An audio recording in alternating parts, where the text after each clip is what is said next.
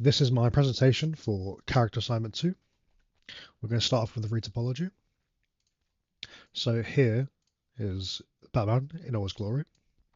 We'll start from the body. So we've got the appropriate loops around the knees on both sides. The mesh has simply just been copied onto both sides, so I'll only cover the one side as they're both completely identical.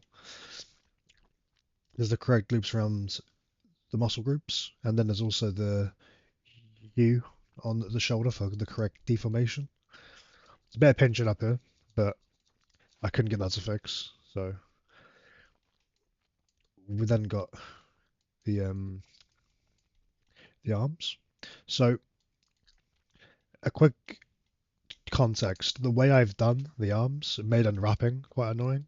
So when I unwrapped, there is a seam here because the way I've done the thumb, the loop should sort of come up along here on the cursor. So it cuts all the fingers in half, and then you can just cut the arm into two halves around the back, and it should just look fine.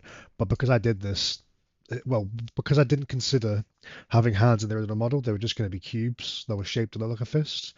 But as I decided to add an actual hand to it, in the end, I didn't think of that, and I didn't realize it until I came to unwrapping it, and I didn't want to go back and do it all again. But in the final render, you can't see it because I decided to opt for the cartoonish textures, so it doesn't like interfere at all. Um, there's a bit of pinching on the back here, which is not ideal, but it's okay because when we unhide everything, it's completely covered by the belt, so you would never see that. A quick overview on the belt itself. They're all very simple shapes. They're just we've got this torus here that I've changed to be into the shape of the belt, and then the pouches themselves are all completely fine. There could probably be a bit more condensing of the topology on the back because you never see this. So it could have been a better option to hide some of this, but I didn't get around to it in the end because I just wanted to get this belt finished. Um, but in total, the belt is. Let me just. Doosh, doosh. Here we go. The belt's 21k. Probably could have got that down a bit further, but that's more of an afterthought than how I realise. The body itself is 77,000. Now, that's down from 15 million, which is good, but I realised that I wanted to keep a lot of the detail in, as if I made this model to be easily put into a game engine, rigged, and then used as the character asset. And I felt as if you had a Batman character in a game, he's typically going to be like the forefront of the game, so he would be that high definition. But I probably could have cut this down a bit further. Like, you know, some of this is a bit unnecessary, and then probably could have lost some of the detail on the legs itself. But in hindsight, I definitely could. Now I'm looking at it again. Actually, I could have taken away a lot of this now. But I think what happened is I had it down to like 20, and I kept smoothing it for something with the cape. But it is what it is now. Uh, Here we got the bat insignia itself. This is literally just I I used the quad draw tool to make the symbol. Got all the faces. It's made the chest live. Grabbed the faces, slapped them to it so it all properly, and then extruded it. We got the face itself. The face on the retopology in the original mesh. There's not this crease that separates the face from the mask itself.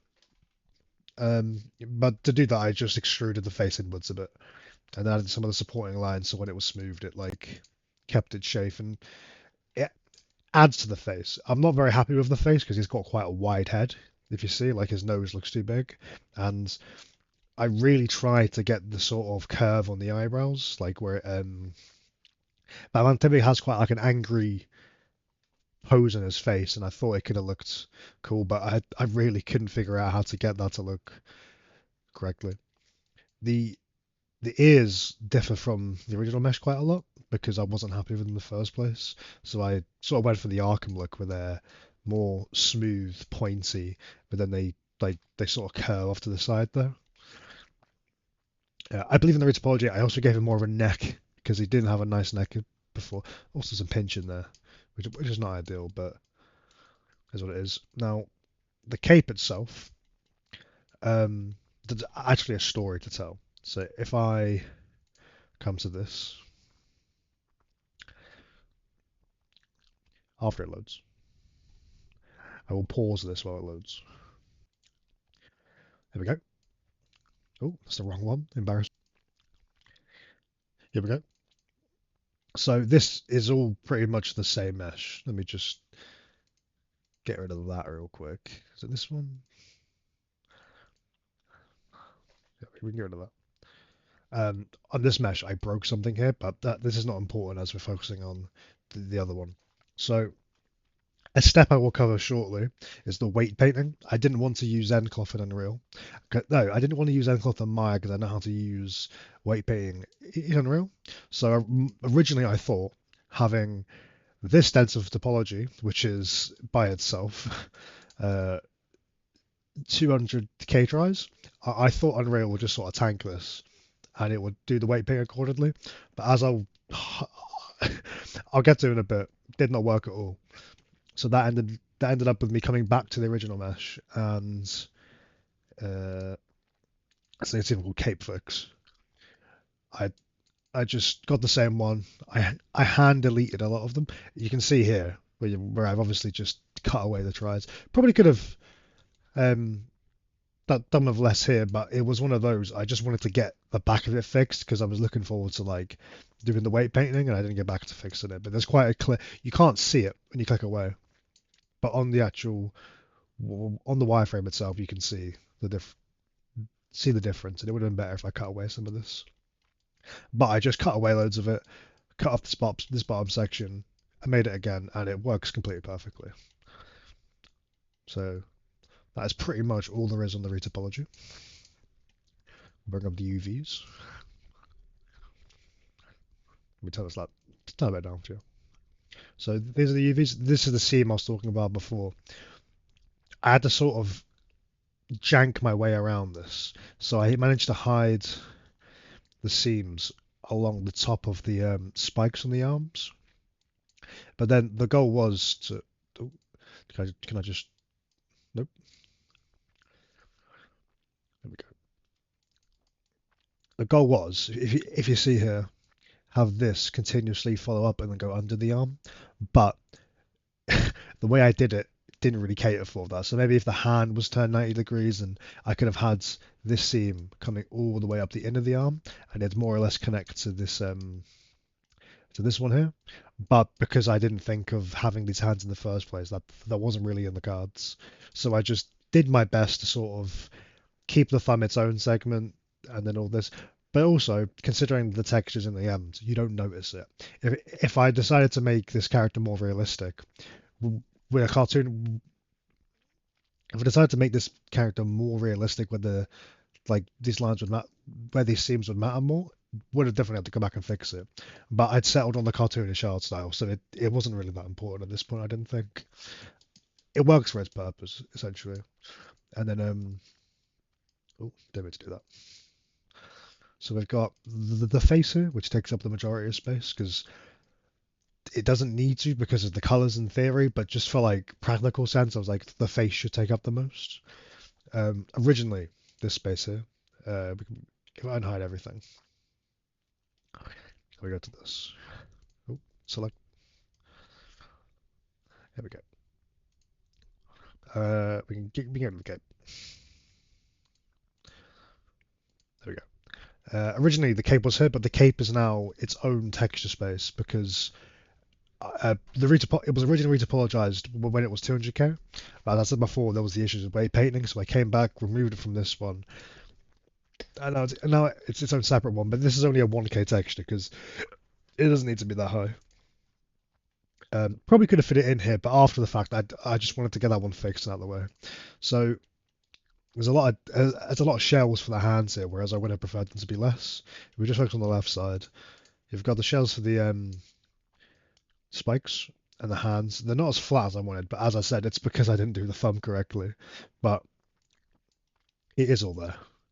Um, the way I've done the pant, well, the way I've done like the pants overlay he has, or has a seam, like because it's raised off from the body itself, it all just kind of it all cut really easily. As same for the legs as well here. There's a bit of density here around the knees, but it works. And I would have preferred, again, didn't plan on having my feet looking like this originally, so the seams I just couldn't get to naturally flow hidden enough. But as I've said before, it all came together at the end because the textures. The body looks really good. Just it works for its purpose essentially. And then these are the ones for the shoes as well. And then for the face without, for the head without the face piece, this is it. It's all very condensed on the ears, but it's all the same color. It didn't really matter. Um, but yeah, that's the Rita Pop, the Rita Popo, the Ritopo, and and the unwrap. So we can now close this, bash, and we can move on to Blender. That might be quite an awkward cut. I pressed the stop recording button instead of the pause button, but I guess it works. So this is him in Blender. He's currently posed. We don't need to worry about that. Essentially, I'm not going to show the one in Maya because it was a button. I went into Maya and I pressed Quake Rig and it just gave me this generic rig so I could start posing. And then in Blender, all I've done is goes at edit mode. There we go. I've just parented it all properly up so it all deforms, moves, and everything. The only reason, the main reason we're in Blender. So in Unreal, when you want to weight paint, the engine will differentiate selecting an object of a skeletal mesh if they're different materials. So if each of these belt pouches are a different material, you can select them in the skeletal mesh view for weight painting. So by setting this cape its own material here, you can then, although these are conjoined, you can still recognize them as two different objects. Also by going into, if we close this tab here, and we come into edit mode, scroll around. Um, I can't click.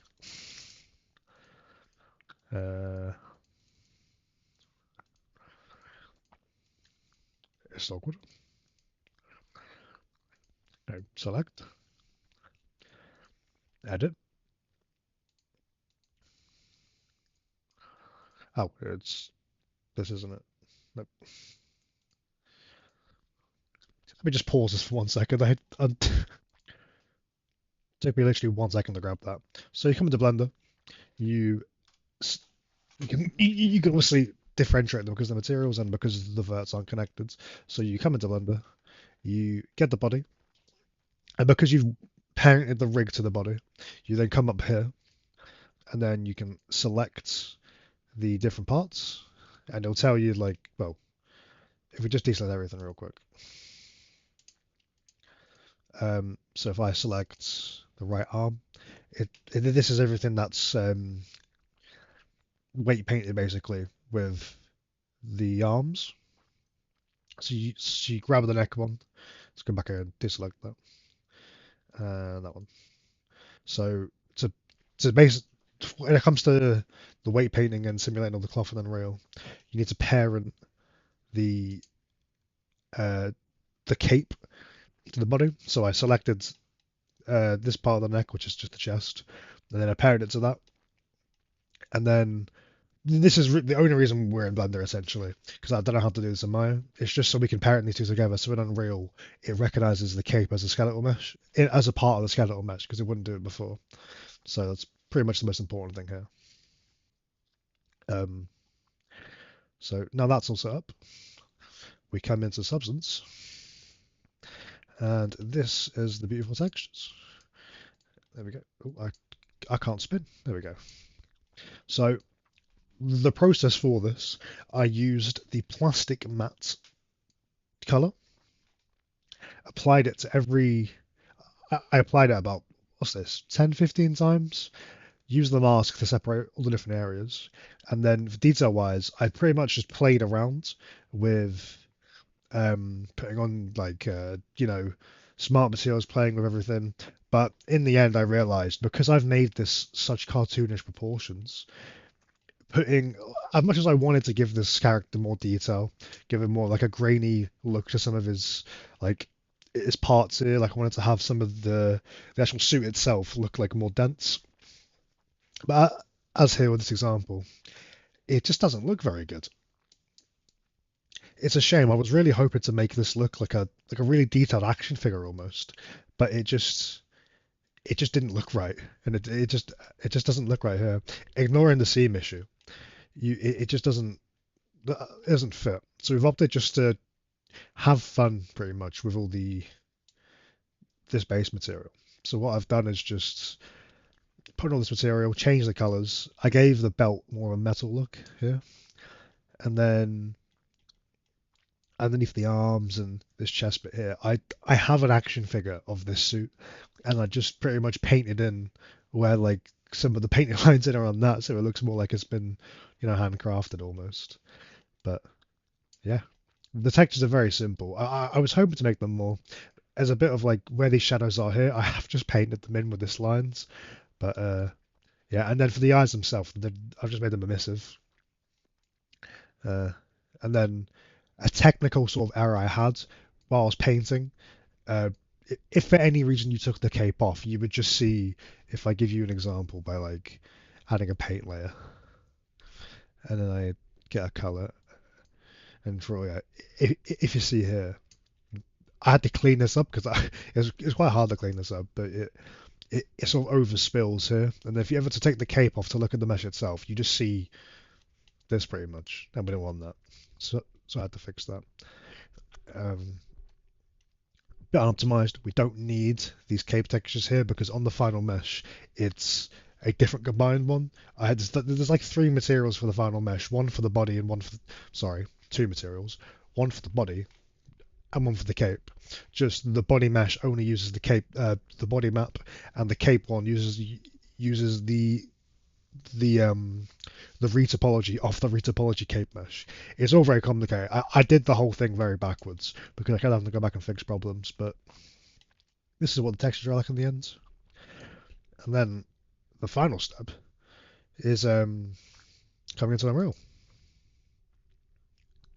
So we just bring this down. So this is a light box, and it just has all the different. It's just so we can see the character in a higher perspective.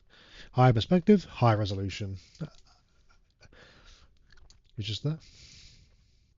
And then we've got a bit more in depth into how this will work. So this is the rig in Unreal. And if you see here, I was saying before, when you have the two materials for the items, the engine will like recognize the vertex group as separate. So you can select it, activate cloth paint. You got to make cloth data and apply it. So the pinker it is, the less it moves. The whiter it is, the more it moves. So this bomb seconds are white, and as you see when we jiggle it and we deactivate it, it moves. Yeah. And then we come in to Unreal. We do levels. This one. Yep. We use an actor here. This actor it just generates directional wind, and then when we simulate, I'll go full screen. It just blows in that direction. I set up the scene, but it's not important to the assignment. But this is just like a glamour shot, and it just simulates all the cloth and the wind. And yeah, that is my assignment. Oh, just a quick bonus. I forgot to go over how I've actually set the materials up in Engine. So, as I mentioned before, the because I had to apologize, they're now the cape. There's a separate map for the cape, and there's also a separate map for the character. But the one uses the one for both, but the cape just uses the one for the cape itself.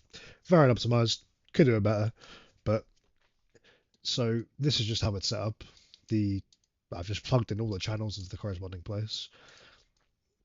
For the body itself, I've played around a bit. So here we've got um, I didn't like how metallic, as much as I liked some of the metal bits on the belt, they were too shiny in the engine. So I've just used a multiply node here to scale that down a bit, so it's a bit more easy on the eyes. And then for the emissive on the eyes, it was like bulging basically out of like his head. Like it looked like he was like his eyes wouldn't be that bright realistically. So I just used the multiply node just to scale it down a little bit. And then yeah, that's how we got the textures in the end. I also, it is completely irrelevant to the assignment itself, but because I rigged it, I have the poses for it. So this is the idle pose. It's just spamming here basically, but we'll pause it. All I have done with it, I've closed the other one again. Yeah, you can sort of see a change there from the default pose. All this pose is his arms flared out a little bit and his legs spread apart, just so it looks more like this.